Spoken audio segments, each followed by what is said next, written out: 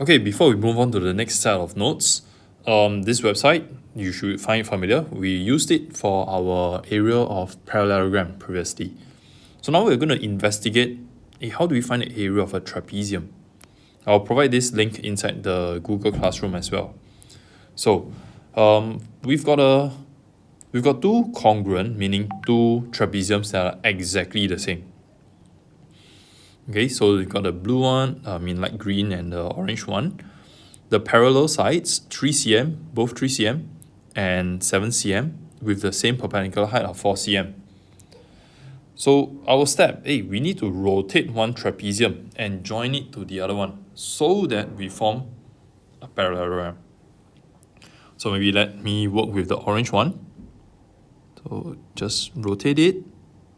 Okay, now it's upside down. You can join it this way, you will get a parallelogram. You can join it this way, you also will get a parallelogram. So let's just check. Okay, good.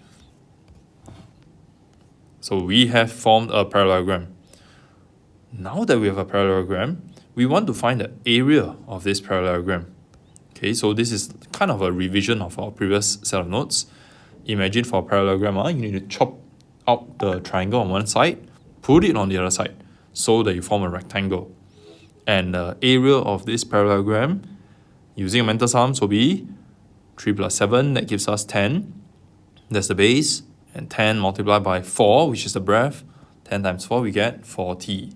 Okay, so let's put it in.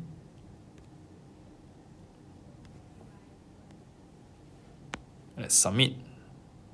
Correct. The area of the parallelogram is 40. But wait, we were talking about area of a trapezium, right? We want to find the area of one of this trapezium. But we have the area of a parallelogram, which is made up of two of the same trapezium. So the area of one trapezium must be 40. That is a parallelogram. We divide it by 2. So that gives us now 20. Let's check. I mean, it's logical.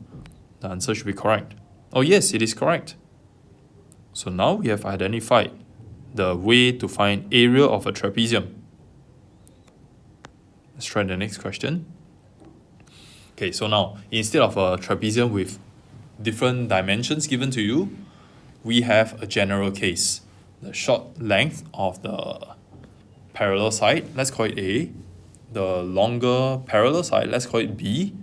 And then perpendicular height of the trapezium will be H. We duplicate it, so you copy and paste. You get two of the same trapeziums.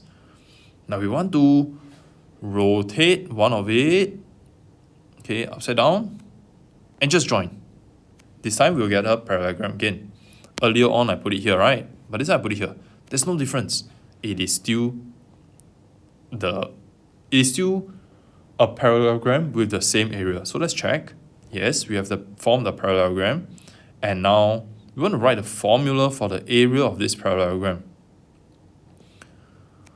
So imagine we cut off the triangle on the left, put it on the right, form a rectangle. The base of the rectangle will be A plus B, not B plus A, they are the same thing.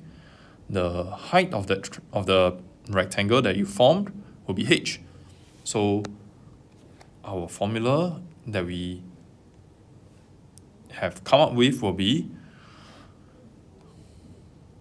A plus B first, A plus B, close bracket, then you multiply this by H. Okay, let's check our answer. That's correct. The formula for, the area of this parallelogram that you formed is A plus B multiplied by H. But we actually want the formula for area of a trapezium, not the parallelogram. So similarly, since A plus B times H is area of two trapeziums, to find just one, you divide the answer in step 2 by 2. So dividing by 2 is the same as multiplying by half. It is difficult for me to key in a fraction over here, so I'll just use a decimal, 0.5. We're going to multiply this by our A plus B, which is the new length, right?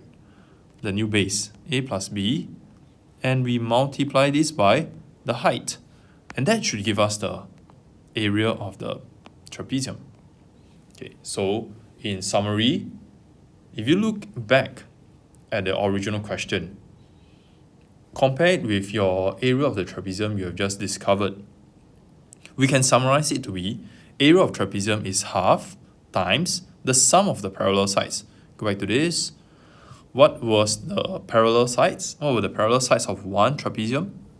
It was A and B. If you add the A and B up, you get a new length of the parallelogram. So we read it as A plus B is the sum of the parallel sides times H, which is the perpendicular height.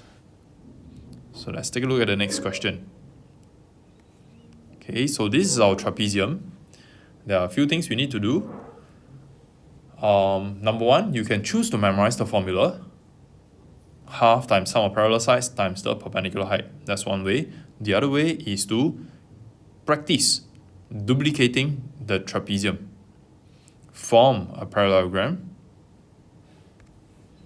Find the area of parallelogram by converting it to a rectangle, and then you divide it by 2. So right now you have just learnt it. Practicing it will be good. Otherwise, memorizing the formula works fine too. So take out your calculator. You key in half, which is 0.5 multiplied by the sum of the parallel sides, which is easily identified to be 5 and 11. So 5 plus 11, close the bracket, you multiply by the perpendicular height of 6. You key all that in, your calculator tells you it is 48. So check whether your answer is correct. Turns out it is correct. So there are some more questions for you to try. Again, the link is inside our Google Classroom.